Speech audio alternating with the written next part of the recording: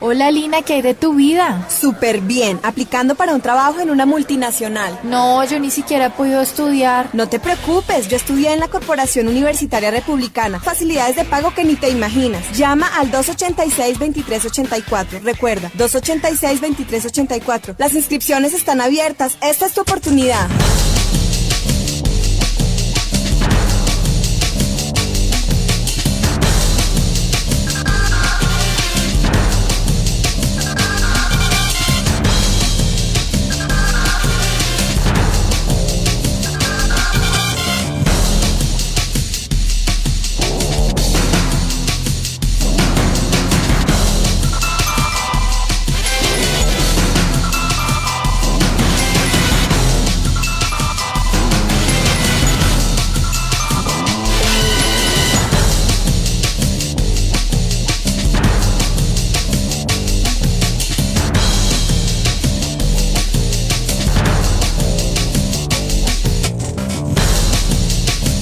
Bienvenidos a Hablemos de a través de U Republicana Radio, un espacio para hablar de diferentes temas de interés. Y el día de hoy con un tema bien interesante, con un invitado también bien interesante. Hablamos acerca de la psicología ecológica y antes de darle la bienvenida a nuestro invitado especial para desarrollar este programa, pues quiero leer un fragmento de un texto que justamente él nos envió para ponernos un poquito en contexto frente al tema del día de hoy. Las condiciones en las que se encuentra nuestro planeta son cada vez más graves: cambio climático, niveles de contaminación del aire, el agua y el suelo, pérdida de biodiversidad, acidificación y aumento del nivel de los océanos, problemas relacionados con la producción y el uso de energía, la producción y eliminación de desechos, la degradación del suelo, el suministro de agua, el transporte sostenible, las complejas implicaciones de la población humana y su crecimiento, las crisis alimentarias, las persistencias de situaciones de pobreza, desnutrición, mortalidad prematura, injusticia social en muchas zonas del mundo, pues son solo algunos de los aspectos que los sujetos humanos en este contexto pues están llamados a afrontar. Hoy estaremos hablando acerca de la psicología ecológica y para eso quiero darle la bienvenida a nuestro invitado especial el día de hoy, Camilo Saavedra. Camilo, bienvenido y gracias por acompañarnos en los micrófonos de U Republicana Radio. ¿Cómo va todo? Hola, buenas tardes, ¿cómo están? ¿Me escuchan bien? Sí. Así es. Bueno, pues muchas gracias por la invitación, por este espacio y por tal vez, sobre todo no tanto por la cuestión individual, sino por poner de manifiesto estos temas que son relevantes hoy en día, además que relevantes diría yo que son urgentes, ¿no? Entonces pues muchas gracias por la invitación y gracias por el fragmento también que nos introduce en esta temática que claro, nos habla siempre de un mundo convulsionado, por lo menos desde hace, van a decir algunos historiadores, unos 60 años de para acá, o por lo menos van a decir otros desde el siglo pasado con las guerras mundiales, que es pues digamos que ya se tiene que poner más de manifiesto cómo el planeta Tierra y por lo menos la actividad humana con su desarrollo técnico, científico y con el desarrollo del capitalismo y todo lo que ha traído, pues también ha traído cosas, por decirlo así, positivas, pero también muchas personas se encuentran preocupadas y no solo preocupadas las personas, sino que también, por decirlo así, como el tema que vamos a tratar hoy, sí, la realidad del planeta también enferma a las personas debido a que no solo son las personas las que están enfermas, sino también el contexto en el cual vivimos. Perfecto, quiero aprovechar para contarle a quienes se conectan que Edwin Saavedra es licenciado en Ciencias Sociales, magíster en Filosofía, especialista en Psicoanálisis y Cultura, entre muchas otras cosas que tal vez ya nos estará contando. Y también le doy la bienvenida a Paula Porras, quien a esta hora nos acompaña también aquí desde U Republicana Radio. Paula, ¿cómo estás? ¿Cómo va todo? ¿Cómo estás, Arley? Bien. Muy bien, muy bien. Bien. Emocionada, por supuesto, siempre con estos programas que me parece muy importante, sobre todo hablar de este tema, porque es un tema que quizá a veces damos por sentado.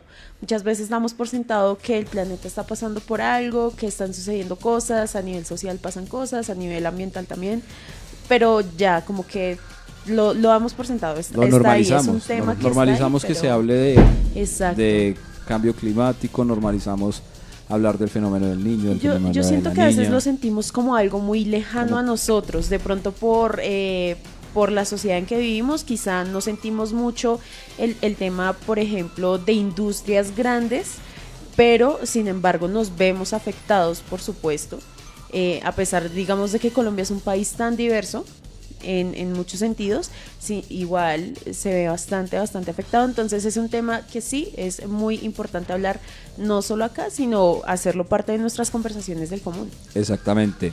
Bueno, Camilo, vendría a ser la psicología ambiental, porque no sé qué es la psicología ambiental o psicología ecológica, una respuesta tal vez a todo esto por lo que está pasando la Tierra en ese momento, todo ese... Sí, bueno, primero que todo pues entraría como a aclarar en qué consiste esto de la psicología ecológica. Es un título que no es mío, naturalmente, digamos que viene surgiendo de varias corrientes. La que yo trabajo es una corriente que surge de un pensador, psicólogo y filósofo americano que se llama James Hillman. Y pues va a proponer algo así como que el mundo, lo que llamamos, digamos nosotros, realidad física, no es precisamente una realidad física como muerta, inerte, sino que, por decirlo así, cada piedra, cada roca, cada flor, cada átomo, cada, por decirlo así, cosas que vemos del mundo, tendría vida, pero no tendría solo vida biológica, sino que tendría vida anímica. Como nosotros hacemos parte de este planeta, ¿cierto? Digamos que unos van a decir eso es una realidad intersubjetiva o interconectada, bueno, diferentes posturas. Este autor va a decir, como el planeta está enfermo por la manera como nosotros, digamos nosotros como occidentales vemos la naturaleza, obviamente nosotros estamos enfermos, el planeta está enfermo y en ese sentido el planeta nos enferma a nosotros. ¿Cómo podríamos decir que nos enferma? Digamos que una de las enfermedades que más viene creciendo es la depresión. Sí. Otras pues digamos que nosotros podemos ver en la gente, ¿no? La angustia, la ansiedad, y usualmente pues que ha hecho la psicología por lo menos contemporánea, entonces o cierto tipo de psicología ha ubicado como que el problema de la ansiedad es un problema que está en el individuo. Y digamos que no cae en cuenta que la ansiedad también depende del ritmo acelerado que podemos tener del planeta. Entonces, ¿el contexto en el que esté ese individuo? No, y claro, entonces la psicología que dice, el que está enfermo es el individuo y no el sistema de producción o los valores o cómo más o menos se lo va desarrollando. Exacto, no tanto como el planeta, no tanto el sistema en el cual vivimos, sino lo que está enfermo es el individuo. Entonces, ¿qué hace la psicología? Y la psicología, digamos, por lo menos cognitivo-conductual y otras, lo que han traído es importar técnicas, digamos, de Oriente, lo que se llama, un filósofo va a decir, psicologías del yo, o técnicas del yo, que hacen, dicen, bueno, si usted tiene ansiedad, respire, ¿sí? Digamos que haga técnicas de relajación, 15 minutos de la mañana en relajación, a mediodía le dicen a las empresas pausas activas, 15 minutos, digamos, de pausas activas, salga y trote y todo eso, pero como que el problema se ubica en el individuo, en la persona, y no se gira a mirar que es un problema, digamos, de la manera en la cual el ser humano se ubica frente al mundo. En este momento no recuerdo el nombre preciso, sé que Schulz es un antropólogo que vino aquí al Amazonas, que de ahí viene este documental muy bonito que se llama El Sendero de la Anaconda, y que día en el Espectador entrevistaban, digamos, al antropólogo que es Colombo alemán, y que él decía, bueno, el problema, digamos, del medio ambiente es un problema político, es un problema económico, pero también es un problema ético en la medida en que cómo el ser humano se enfrenta, digamos, a la naturaleza, ¿no? Porque ¿qué pasa? Nosotros, digamos que con esta conciencia occidental que tenemos, nosotros, digamos, tendemos a creer que lo único que tiene como realidad vida o realidad de vida anímica, o que sí tiene sentimientos, por decirlo así, en términos populares, es el ser humano. Con el tiempo ha venido pasando que ya se le extendió a los animales, pero aún así no, como que sigue siendo el ser humano como el único que tiene como posibilidad de sentimientos, por decirlo así metafóricamente hablando. Y claro, entonces esto que ha hecho, pues que la psicología que dice, lo que está mal es los individuos, aborda a los individuos, y en ese sentido se olvidó, digamos, del planeta, se olvidó de todo el entorno que tenemos. Una psicología ecológica va a partir de la idea, a pesar de que eso parezca ser muy raro, de que el entorno de nosotros está animado, tiene alma, tiene ánima. Y entonces, claro, la psicología, digamos que ha hecho, ¿no? Pues la psicología se ha centrado solo en los individuos, en las personas, solo busca que las personas, por decirlo así, tengan un sano equilibrio, ¿sí? Sigmund Freud va a decir algo así como que las personas entren a la realidad de manera que sean van a ser infelices, pero por lo menos van a estar adaptados a la realidad. Entonces, pues claro, digamos que todo este tipo de psicología lo que han hecho es decir, el problema es del individuo y digamos que no es un problema en entorno cultural, aunque obviamente Freud va a decir hay un O malestar sea, en la cultura. como el problema, digamos, es del individuo, entonces ahí hay que entrar es como a hacer que el individuo se cure sin tener en cuenta que tal vez está enfermo porque su realidad está enferma, y hasta que no se arregle esa realidad en la que él habita, pues no se va a curar, digamos, el ser humano. Así es, así es. Entonces, claro, porque los síntomas, digamos que los síntomas que las personas experimentamos, depresión y todo eso, son síntomas del entorno, no es tanto, digamos, de la persona. Y por ejemplo, digamos en depresión, lo que yo tengo entendido que muchas personas cuando tienen depresión, por lo menos en el sistema de salud que tenemos y en la psicología, digamos que mucha gente puede pagar, se aborda inicialmente una psicoterapia y después usualmente casi todos, digamos, terminan con se me escapa en este momento, con los médicos que pueden, digamos, dar psiquiatras, con los psiquiatras, sí. Digamos que mucha gente, uno habla con muchos amigos y le van a decir, me toca ir al psiquiatra, y el psiquiatra lo que hace es medicarlo, ¿no?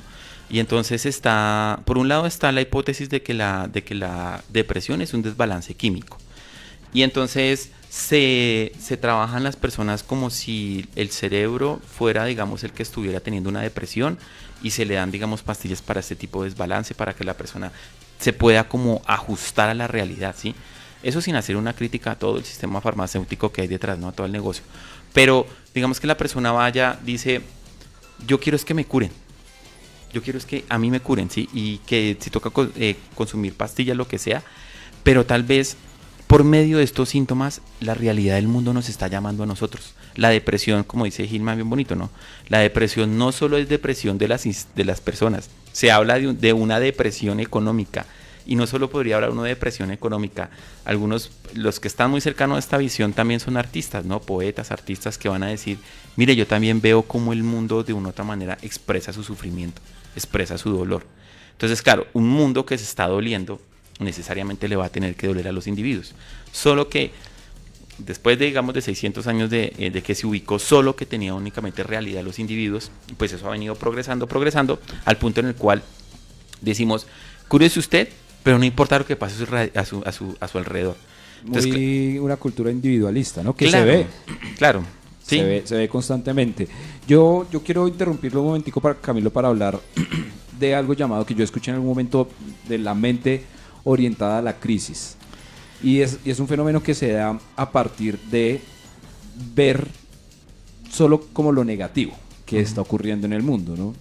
Entonces, un ejemplo, entra uno, por ejemplo, a un salón y le pregunta uno a las personas cómo está bien, cómo creen que se ve el mundo, cómo cree que se ve la humanidad, y más del 90% de la gente dice que está mal, que vamos por mal camino, que hay crisis económicas, que hay mucha delincuencia, que hay mucha inseguridad, bueno, siempre lo negativo.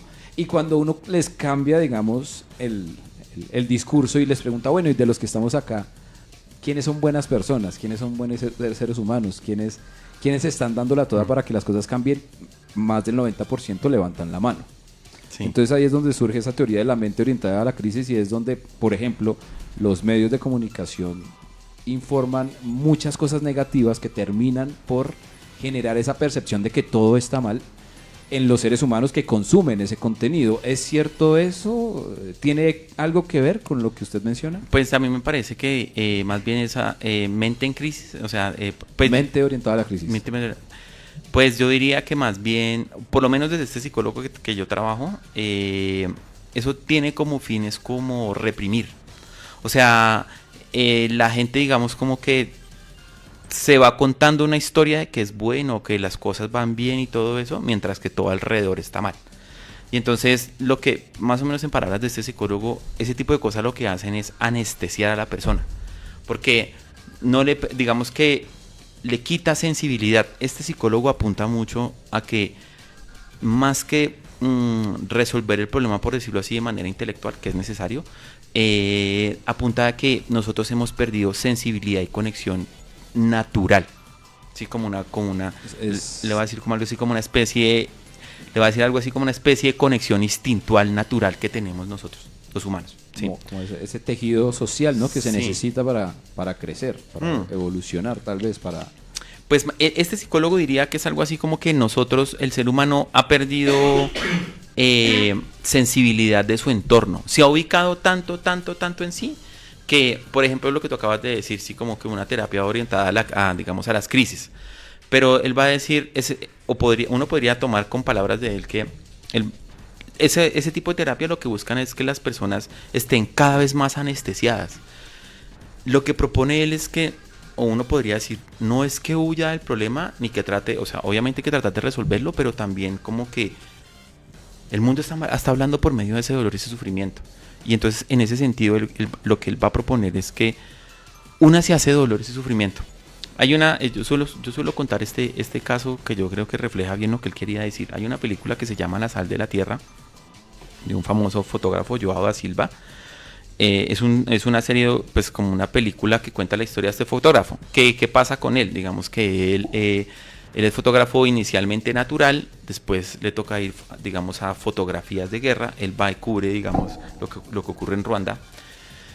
Pues obviamente en Ruanda, con todas esas masacres y todo eso, digamos, que ocurrieron entre los Tutsis y los Sioux, digamos que pasa todo eso, él fotografía todo eso, llega a Brasil y llega profundamente en una depresión, ¿sí? Porque él va a decir, todo lo que me tocó ver, o sea, eso es que este mundo está terrible, ¿no? Y que él va a decir, obviamente la depresión es un síntoma coherente con el mundo con el cual estamos viviendo. Digamos que él se entrega a su depresión, y en su depresión él vivía como una especie de su casa en el campo, pero alrededor toda la casa estaba ya desértica. Y él atendió, digamos, como a su padecimiento, a su dolor, y en cierto sentido sí fue, digamos, a terapia y todo eso, pero no le sirvió. Pero él encontró, por decirlo así, se pudo, por decirlo así, se puede llamar así, recuperar, cuando empezó a plantar árboles cerca de su casa. Y ese pedazo ese pedazo desértico digamos, volvió a verdecer. Se llenó nuevamente frondoso de árbol. Porque digamos que con este caso, lo que hizo ahí Joao fue ser sensible al mundo. O sea, entregarse, digamos, a ese dolor, y ese dolor le permitió una respuesta, como diríamos con Hillman, una respuesta estética. O sea, una respuesta estética en este ejemplo, que significa que él pudo de una u otra manera volver a reverdecer su campo, ¿sí? Como a sentirse... Claro, como sí, o sea, como que él sintió ese dolor, se dio cuenta que ese dolor estaba en la tierra y por eso actuó conforme a ese dolor. Por eso, digamos, de una u otra manera, él dijo, pues en sus acciones dijo, hay que reverdecer la naturaleza. No hay que medicarme, no hay que huir de eso, sino que más bien es como una respuesta estética al mundo. Este pensador va a decir algo así que, y a mí me parece que sí, nosotros estamos muy anestesiados. O sea, por ejemplo, en el contexto que nosotros tenemos, de verdad, estamos muy anestesiados. O sea, uno puede pasar y ver el dolor de una persona en la calle o algo así y no importa, porque estamos demasiado anestesiados en nosotros. Y lo que ha hecho la psicología, y obviamente la psicología publicitaria, y obviamente los medios de comunicación y todo esto, es situar el problema cada vez más en el individuo. Y entonces, por eso una psicología ecológica diría, no es que los problemas no son solo del individuo, sino que hay una ecopsique, por como van a decir ahí, o la ecología también tiene psique. Y si nosotros somos capaces de percibir esa sensibilidad con la que la psique o esa ecología psicológica nos habla, tal vez tendríamos una respuesta diferente al mundo. Bueno, yo quería aportar ahí, y que yo lo veo incluso más bien como también entender las situaciones. O sea, no solo ver lo que está pasando alrededor, sino entender que está sucediendo algo y aceptar que esas cosas suceden. Porque yo, justamente esto me lleva a la pregunta, y es, últimamente se ha como popularizado bastante un término que es el de el positivismo tóxico, y que a veces esto nos cierra bastante a ser empáticos con otras situaciones y a entender que hay cosas malas que efectivamente suceden. Entonces, quiero saber si realmente este positivismo tóxico juega un papel acá, y pues cómo influye. Qué buena pregunta, oye. Bueno, hay que tener, digamos, presente de dónde surge esta noción de positivismo, que obviamente surge de una psicología positiva. Pero también, digamos, es como surge, es como una especie de ideologización o una especie de mentirle a la gente para que se siga creyendo más mentiras, para que la gente siga metida en ese cuento, ¿no? Entonces, claro, como que es siempre frente a las cosas malas ponerle como una buena cara, tratar de resolver la situación, todo esto. Digamos que la mayoría de gente está metido en eso. Hay un profesor, decía una frase que me gustaba mucho, que es la dictadura del buen rollo. Inclusive digamos que hay que ser feliz todo el tiempo, ¿no? Inclusive cuando la gente llega y dice, esos memes, ¿no? Cuando la gente llega y dice, estoy triste, y los amigos llegan y dicen, pues no estés triste, como si fuera algo así que se puede erradicar de una, ¿no? Claro, y es que además que esto positivismo son asociados a valores del capitalismo. Entonces, ¿qué es un valor del capitalismo? Sea positivo para que pueda tener X carro, sea positivo para que pueda tener X celular, sea positivo para que tenga tal viaje, ¿sí? O sea, es muy llevado a tener algo sí. Físico, adquirir algún bien, algún servicio, a consumir. Sí. Sí, entonces digamos usted lo que tiene que tener es una actitud positiva, pero es una actitud positiva servicial al capitalismo. Entonces, obviamente eso es, pues la mayoría de la gente vive ahí. Hay otra cosa que es un fenómeno que pues por lo menos Hillman y mucha gente digamos va a denunciar, y es la famosa fantasía del crecimiento.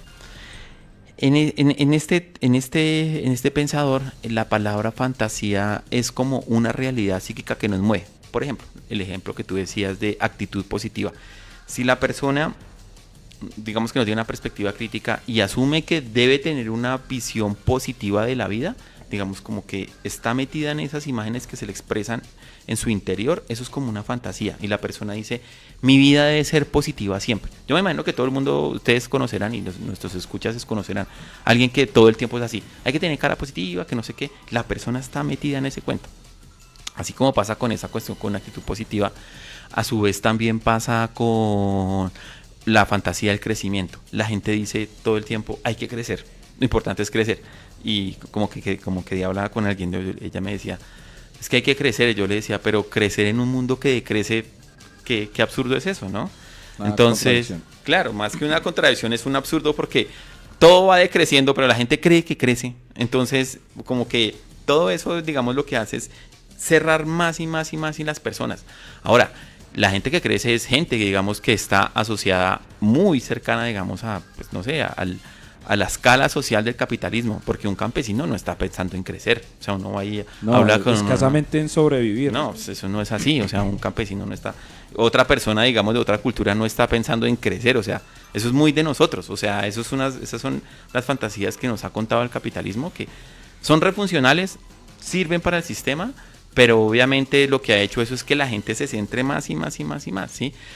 Que digamos que, porque también decimos que una psicología ecológica, ¿no? Porque como arrancábamos, los síntomas del mundo ya llaman, o sea... Sí, yo quería preguntarle acerca de eso, y es si realmente, porque uno ve personas, líderes de diferentes países del mundo, que hablan muy convencidos de que, por ejemplo, el cambio climático es algo real, que ya se está evidenciando, como lo dice usted, el planeta está hablando, y hacen un llamado para que hagan unos cambios relacionados pues con el tema del consumismo, con el tema de la densidad poblacional, con el tema de la contaminación, no solo digamos a nivel de desechos tóxicos, sino la contaminación acústica, la contaminación visual, bueno, todo lo que uno ve cuando uno sale, por ejemplo, aquí al centro, al San Victorino, o sea, es una cantidad de ruido terrible, claro, visual, sí, eso es terrible, sí. Y se vuelve uno como que normaliza ese tipo de cosas, ¿no?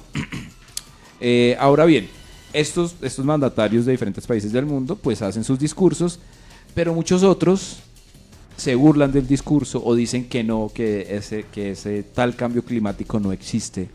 Desde ese autor y desde lo que usted ha estudiado y desde lo que dice la propia psicología ecológica, ¿debería preocuparse la humanidad por un cambio climático que realmente traiga consecuencias devastadoras, como por ejemplo la extinción del ser humano como lo conocemos?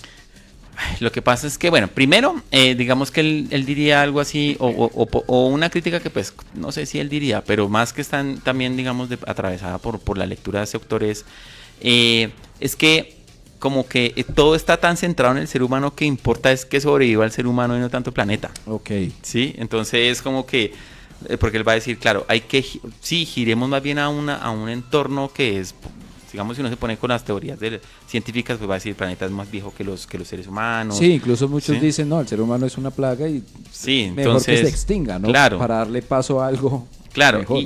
y yo creo que, digamos que las catástrofes ecológicas existen, pero es que también es la catástrofe del sistema de consumo que tenemos los humanos. O sea, para que, por ejemplo, nosotros aquí, digamos, en bogotanos, que no estamos en las grandes urbes del planeta, Sí. pero pues hay que mirar cómo es el sistema de producción para que toda esta población se tenga que alimentar, ¿sí?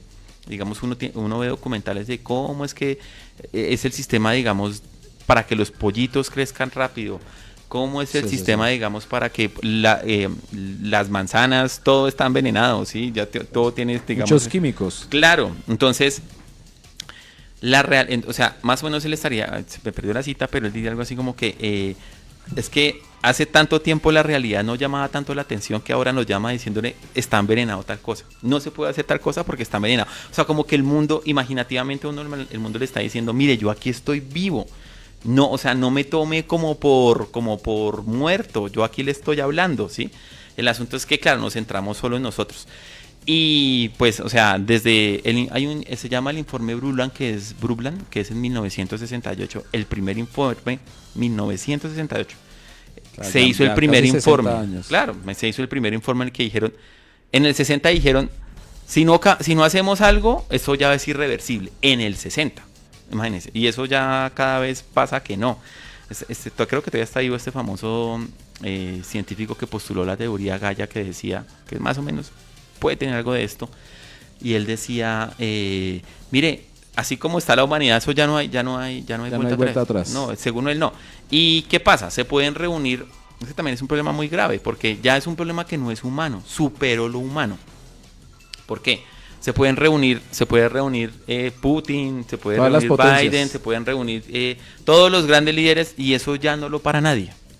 Entonces, o sea, digamos que el sistema de producción, eso ya no lo para nadie. Eso es cuando uno piensa que hay algo más grande que lo humano. Porque aquí lo humano se pueden reunir, hacer cumbres y no lo van a parar. Ya nadie lo va a parar. ¿sí? Y a fin de cuentas es algo que viene sucediendo hace tiempo, porque ya hay cumbres ambientales y enfocadas sobre todo sí, en este claro. tema productivo desde hace muchísimo tiempo, desde hace años, y sigue igual. O sea, realmente, digamos que las cosas ambientales y cómo ha funcionado el mundo también de manera, como hemos funcionado como sociedad, quizá todo está un poco en decadencia y yo creo que también es muy importante comenzar a aceptar eso. Pero entonces, ¿cómo deberíamos comenzar a trabajar si se pudiera hacer algo Sí, de eso manera, digamos que O sea, yo hay, lo veo, hay posibilidad de... yo lo veo como quizás se plantea un poco de manera colectiva, pero digamos que esas labores personales, por ejemplo, bueno, no sé, las personas que hacen labores ambientales por sí mismas, o desde algo tan, que de hecho está muy de moda como adquirir ropa de segunda, por ejemplo, puede realmente ser un agente de cambio. Pues yo creo que sí, o sea, digamos que cada esfuerzo personal suma, ¿sí? O sea, eso va a sumar. Digamos que tal vez puede ser lo que podamos hacer ahora, ¿sí? Tal vez como que cada persona sí tome, como pues les decía ahorita, tome, digamos, sensibilidad frente a su entorno, que no es que él esté angustiado, precisamente, sino que es una angustia que viene del planeta y que se le refleja en él, ¿sí? Claro, que sea sensible, que su depresión no es solo depresión de sí, sino que también el mundo le está contando. Yo creería que todo ese tipo de prácticas, digamos que ya existen y hay, ¿no? Hay gente que, digamos, inclusive aquí en Bogotá, en Soacha o en muchas partes, digamos, uno puede ver comunidades que lo que han hecho es apostarle a un sistema de producción diferente, digamos, al consumo, porque ¿qué pasa con nosotros? Nosotros compramos algo y dura un tiempo y lo botamos, ¿no? Sino que ellos llaman, digamos, hay, digamos, comunidades orgánicas que hacen, digamos, que esto sea de manera orgánica. Hay mucha gente haciendo cosas, ¿sí? El problema es que, pues a nivel masivo es muy difícil, sin embargo, lo que cada individuo haga, digamos que no deja de de no contar. Porque en última sí va a ser la conciencia individual la que pueda definir este tema, o más allá que la conciencia individual, la capacidad de ser sensible al mundo, a decir, pues diríamos con este autor. Digamos, yo he visto también, pues yo no sé si eso sea más un abrazo a la bandera o más como un check por cumplir, digamos, en una lista de muchas cosas que deben hacer los nuevos empresarios, o se habla mucho pues de todo este tema de desarrollo sostenible, de la contaduría ambiental también, de muchos procesos pues que antes eran netamente industriales y que se han ido llevando para tratar de, entre comillas, tener un desarrollo ambiental, valga la redundancia, sostenible. Es decir, al menos ya se está hablando del tema. Lo que no sé, y esto lo repito, si eso sea un abrazo a la bandera por cumplir con la norma y hacer un check y ya, o si es que realmente ya hay una conciencia o se está despertando esa conciencia, por ejemplo, al hablar de esos temas en este tipo de medios, es porque ya se está despertando una conciencia frente a eso, a lo que nos vamos a enfrentar en un futuro. Pues siendo crítico, yo creería que es un abrazo a la bandera. Porque, digamos, Europa, digamos, entre los años 2000, 2010 y hasta 2020, hasta hace poco con la guerra con Rusia, Europa, digamos, se elegía como la bandera, digamos, de fuentes renovables, de, digamos, de economías sostenibles. Pero ocurre esta guerra con Rusia, digamos, tienen, digamos, este problema, digamos, con el carbón y con el gas, y ¿qué les tocó hacer? Reactivar, digamos, todo el sistema de producción que tenían antes, y se dieron, y frente al mundo quedaron como que no son tan, por decirlo así, bioagradables con el planeta, ¿no? O sea, como que quedó claro que no, y ahorita menos, porque digamos, con las luchas a nivel internacional del capitalismo, pues no.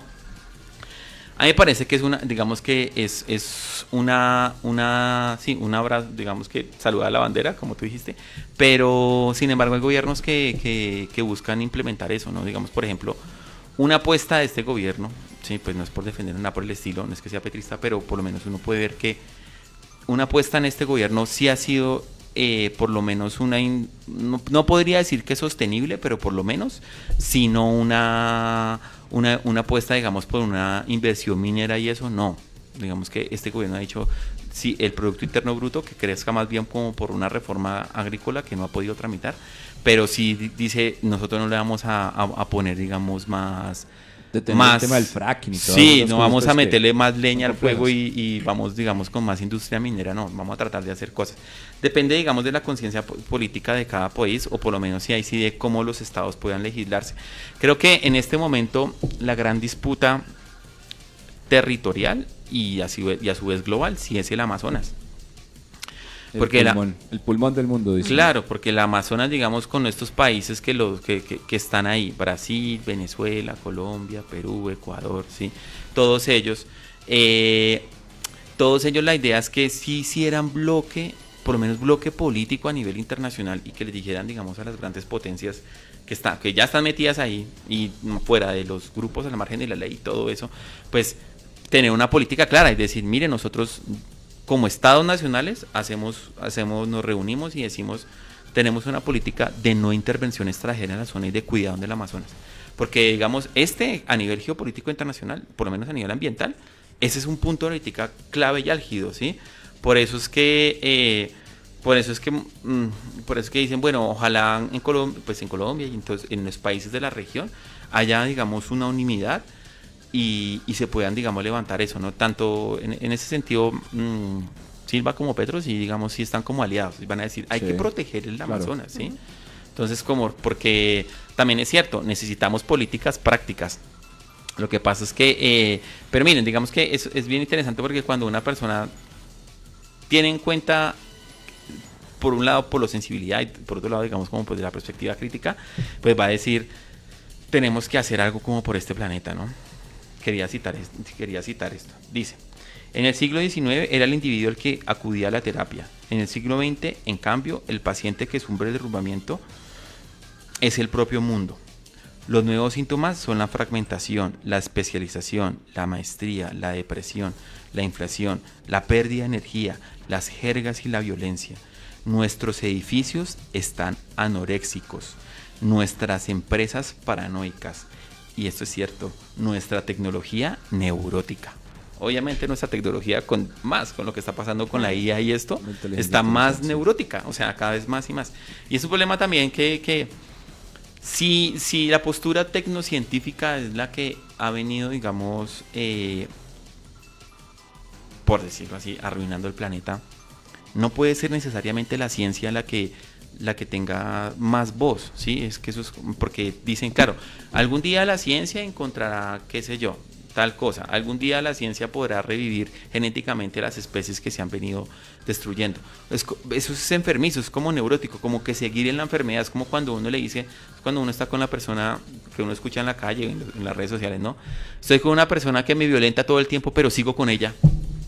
Es más o menos la misma perspectiva, o sea, seguir por el mismo camino. Sí, y no. esperando a que algún día cambie. Sí, y no es por ahí. Entonces, y ya pues seguramente no va a cambiar. no, y pues claro, y uno digamos, cuando uno habla con las personas ahí en terapia. Pero en todo caso, Camilo, yo siento que eso hace parte, ¿no?, del ser humano, ¿no? Tener esa esperanza, esa posibilidad de que sí las cosas sí pueden llegar a ser positivas y que si uno lo está haciendo bien, pues ¿por qué no esperar que los demás también de pronto lo hagan bien y en algún momento confluya eso y todo sea paz y amor, ¿no? Sí. Yo sé que eso puede sonar muy, muy filosófico y más allá de eso muy, sí, como una mentira que uno cree que es verdad. Se me escapa la palabra. Una utopía. Una utopía. Pero ¿por qué no creernos el cuento de que somos más los buenos que los malos y de que somos más los que tenemos de pronto ese pensamiento enfocado en hacer las cosas bien y en salir Sí. adelante, ¿no? El problema también es cuestión de poder. O sea, yo sé que eso Sí. suena muy positivista, Sí. ¿no? Pero hay que ser realistas, Sí. o sea, sin irse al extremo del positivismo que decía Paula, pero sí siendo un poco realistas en donde sí realmente, pues siento yo, son más los seres humanos que estarían dispuestos, digamos, a hacer ese cambio, ¿no? Y ojalá las empresas, las grandes empresas que lideran estos procesos de consumismo, porque finalmente pues casi todo es un negocio, pudieran entender que lo que busca y que lo que necesita la humanidad pues es estar un poco más tranquila, vivir la vida, ¿no? Es un problema muy complicado. Pues digamos que ya de las empresas, ya pues el mismo marxismo había dicho, ¿no? O sea, el problema es la distribución de la riqueza, que muchas empresas pues se quedan con la mayoría de la riqueza del trabajador o también es, claro, tema pueden de haber millones de desigualdad. personas, sí, pueden haber millones de personas, claro, la mayoría de gente es trabajadora, juiciosa, sí, no busca hacerle mal al otro, que son millones de personas, pero lastimosamente también era cuestión de poder, sí, y sí, o sea, digamos que tal vez a nivel, no sé, la verdad no lo sé, pero digamos que lo que sí me atrevo a decir es que por ahora, digamos, los que tienen el sistema de poder no están dispuestos a soltarlo. Es que, por ejemplo, no sé, y tal vez porque me gustan estas cuestiones de geopolítica internacional y todo esto, pareciera ser que estamos más cerca de una guerra nuclear digamos, a una transformación, digamos, entre a un comillas, de la proceso conciencia. global de paz. Sí, o algo no, así. estamos más cerca de eso. Sin embargo, a mí lo que me parece muy bonito de este autor y por lo menos de lo que estamos mirando es que por lo menos a nivel personal uno sí puede despertar, es que no sé si la palabra sea conciencia, él diría la palabra alma. Uno podría decir como que el alma lo despierta a uno a otro tipo de realidad, un tipo de realidad, digamos, en la cual las cosas tienen su misma cabida, así como que el mundo en sí mismo tiene como algo, utilizando una diosa, una belleza. Tal vez digamos como que nosotros de manera sensible podamos despertar a esto, pues yo veo, digamos que ese no sé si sea un camino, pero por lo menos sí es un llamado que le estaría uno diciendo, no sé, la naturaleza diciéndole, mira, este atardecer, mira, ese verdecer, ese florecer, ¿sí? Anoche estaba viendo un documental sobre, pues, del universo que me gusta ver de vez en cuando. Y pues primero la explicación científica, ¿no? Que pues bueno, chocan las rocas y se crea el planeta y todo esto. Y entonces yo decía, pero bueno, ¿cómo una roca inanimada puede crear algo animado como lo que existe en el planeta Tierra, algo que tiene vida? Y después explicaban algo los pingüinos, cómo se unían por el color, ¿no? Entonces, cómo las parejas se unían por ciertos colores, según esa hipótesis. Entonces yo decía, claro, porque la hipótesis evolucionista es que es por la supervivencia de la especie. Pero yo decía, si eso es así, entonces los colores también tienen un efecto, digamos, bonito, de belleza. O sea, también es porque encanta. Entonces, yo diría que frente, digamos, a nivel general, pues diría que no. Sin embargo, este pensador diría que nosotros podríamos tener una respuesta estética, que esta respuesta estética es dada con un órgano que es el órgano del corazón, que no sería un corazón entendido de manera mecánica, funcional, como que algo que está en el corazón que ayuda a la circulación de la sangre, sino como ese corazón que puede ver, digamos, como la belleza del mundo, como el rostro de Como las cosas. pues como el corazón que se usa usualmente para hablar del amor y el sentimiento. Como Sí. más sensitivo un poco. Sí, pero claro, y es bien interesante lo que tú dices, Rey, él va a decir, el corazón no se trata de mis sentimientos personales, sino es aquel corazón que puede conectar con esta sensibilidad hacia el mundo. Dice él, ¿no? Dice, podemos responder desde el corazón, despertarlo de nuevo. En el mundo antiguo, el órgano de la percepción era el corazón. El corazón estaba conectado directamente a las cosas por medio de los sentidos. El término griego que significaba la percepción o la sensación era aiestesis, que significaba originalmente esa inspiración, ese asumir, ese quedarse sin aliento, esa exclamación que produce el asombro ante las maravillas del mundo. Ante las maravillas del mundo. Una respuesta estética ante la imagen que se nos presenta. Claro, es que él va a decir, digamos que como para traducir esto, digamos las personas cuando están enamoradas o quieren una persona, seguro que están enamoradas de la imagen de esa persona. Pero así como pasa con las otras personas que se nos presentan en imágenes y como que yo imaginativamente voy pensando en esa persona que a uno le gusta, así mismo el mundo se me está presentando con imágenes. Y tal vez el órgano que percibe estas imágenes y que es capaz de ser sensible a esto es el órgano del corazón.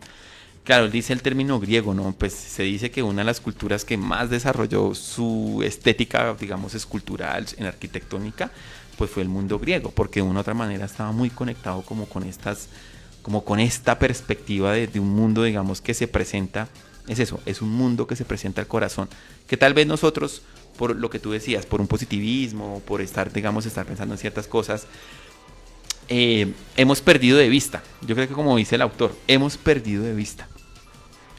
Bueno, yo Paula, para ir cerrando, por favor. hace un momento comentabas que a veces el problema puede ser un poco un tema del poder. Uh-huh. ¿Sí? Yo creo que, digamos, se habla mucho, yo siento que es un tema también de privilegios, puede ser, porque, no sé, si yo salgo acá a la séptima, me puedo dar cuenta a las 6 de la tarde que el aire está súper sucio. Claro. Y puedo llegar a mi casa y limpiarme la piel, está muy sucia.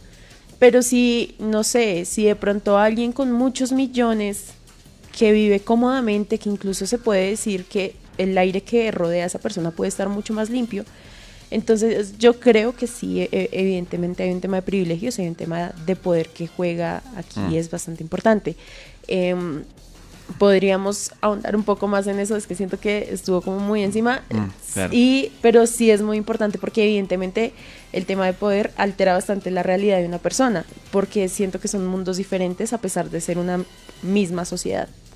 Lo que pasa es que, digamos, en términos digamos, de privilegios de poder, claro, digamos que uno no podría decir, listo, el dueño de, qué sé yo, el dueño de Alpina tiene su mansión, qué sé yo, aquí arriba en las 170, digamos que en esos bosques allá, ¿cierto? Claro, la persona puede tener un aire más limpio, una casa más bonita, todo eso, pero ¿a qué costo, no? O sea, explotando miles de personas. Y el asunto es que como también se vuelven valores sociales, porque la gente llega, el capitalismo nos vende a nosotros eso, entonces dice, por eso tiene una revista Yexet, gente, todo esto, que va a decir, usted tiene que imitar ese estilo de vida, ¿no? Y esos matrimonios entre comillas perfectos, y esos hijos perfectos, pero digamos que es un tema de privilegios, claro, es un tema de privilegios, sin embargo este autor lo que trataría de decir es que ese tipo de privilegios en última son falsos, porque no responden, digamos, a una sensibilidad verdadera del mundo, ¿sí?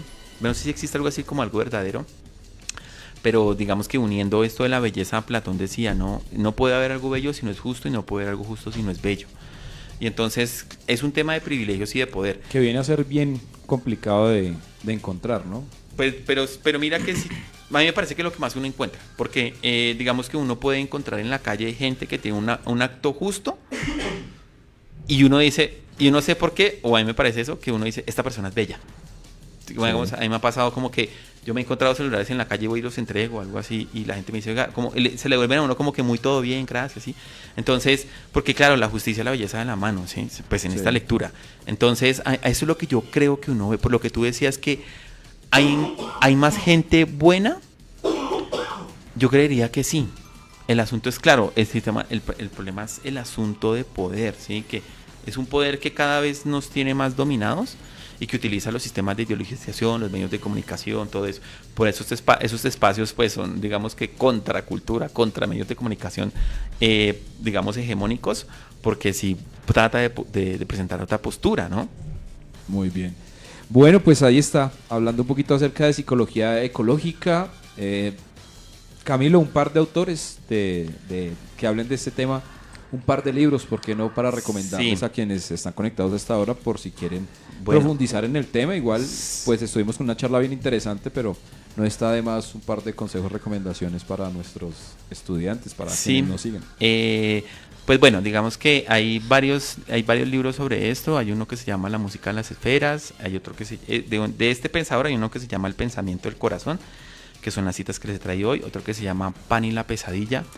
Pan era el nombre del dios griego de la naturaleza. Así, y hay otro que se llama Ecosofía, que también digamos que busca también este tipo de cosas. Para cerrar, y pues bueno, digamos que les dejo esta cita, se llama del pensamiento del corazón, que dice: la belleza es una necesidad del conocimiento. La belleza es esta sensibilidad que se nos presenta con una ansiedad por conocer el mundo. Los griegos le dijeron la diosa Afrodita. Es el reclamo, la desnudez de las cosas como se presentan, tal y como son, bellas a la imaginación sensible. Tal vez digamos que si pudiéramos captar cómo las cosas son, digamos, bellas, se nos presentan, tal vez ahí podría existir un tipo de respuesta diferente. Pues de mi parte no es más. Yo trabajo con una fundación también que se dedica a estos temas y me piden encontrar, se llama Filopsique, FILO @psique, que es PSEQIA. Y pues nada. Muy bien. Muchas gracias. Bueno, pues Camilo, muchísimas gracias por acompañarnos y hablarnos un poquito acerca de la psicología ecológica, un tema bien interesante porque realmente es a lo que nos vamos a enfrentar. Pues lo están hablando, lo decía nuestro invitado, desde 1960, Paula, se hablan de estos temas. Estamos a 2024 y parece que muchas cosas no hubiesen cambiado, ¿no? Al contrario, parece que hubiesen empeorado y que la tendencia fuera a que esto pues se va a poner peor. Sin embargo, pues no sé, recordemos lo que pasó en pandemia, lo que nos enseñó la naturaleza, de que la naturaleza puede seguir sola. Si nosotros como raza nos extinguiésemos, la humanidad puede seguir sola, volver a florecer, volver a ocupar aquellos sitios que de pronto fueron ocupados de manera masiva por la humanidad, que eso quedó demostrado, cómo los animales retornaban rápido, a las ciudades. Rápido. Fue muy rápido cuando que ellos volvieron. Entonces la respuesta a que no nos ocurra nada negativo que afecte no solo a la humanidad sino al propio planeta, pues está en nosotros. Siento que es como algo en qué pensar, algo nuevo, ¿no? Chévere el reality, chévere el partido de fútbol, chévere, por supuesto, tener su casa, su carro, su familia, sus cosas, pero lo que decía Camilo, ¿a qué costo?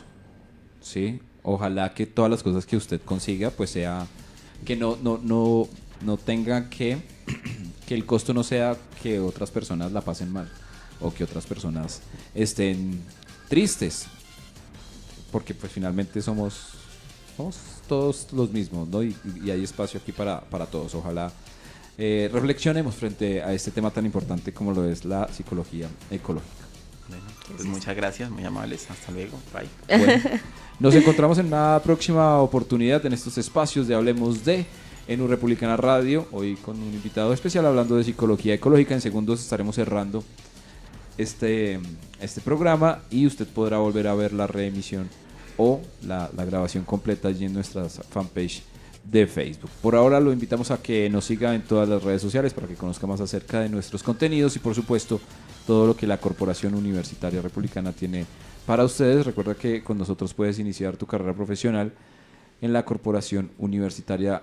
Hoy queremos contarte las razones por las que elegir a la Corporación Universitaria Republicana es tu mejor opción. Llevamos más de 20 años en la formación integral de nuestros estudiantes. Es así como contamos con más de 10.500 egresados que aportan al desarrollo de nuestro país. ¿Cómo lo hacemos? Impulsamos a nuestros estudiantes a la creación, desarrollo y transmisión de conocimiento en cada área del saber, estimulando vocaciones intelectuales y cultivando talentos profesionales. Contamos con docentes altamente cualificados y con más de 130 publicaciones y reconocimientos a nivel nacional. Te ofrecemos formación presencial y formación virtual para que aproveches las facilidades que te ofrece el mundo digital. Te brindamos asesoría psicológica y más de 35 actividades de bienestar para fortalecer tus habilidades. Somos la corporación con los costos más cómodos del mercado y con diferentes facilidades de pago para que inicies ahora. Conoce las 9 opciones de programas profesionales y 19 especializaciones y elige la que más te interese. Síguenos en nuestras redes sociales y escríbenos para ayudarte con tu proceso de inscripción. ¡Te esperamos! Más de 20 años formando profesionales, ética, social y científicamente. Corporación Universitaria.